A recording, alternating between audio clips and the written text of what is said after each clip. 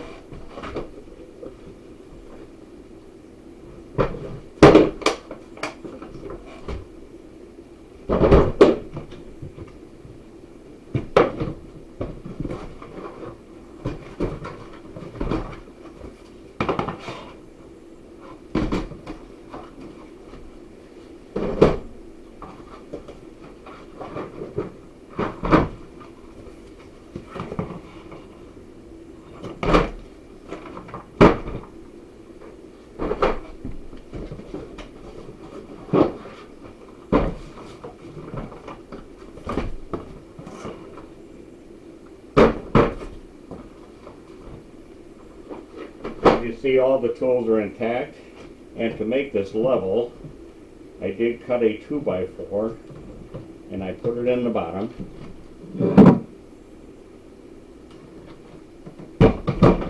and that's what keeps it level. Hope this video helps.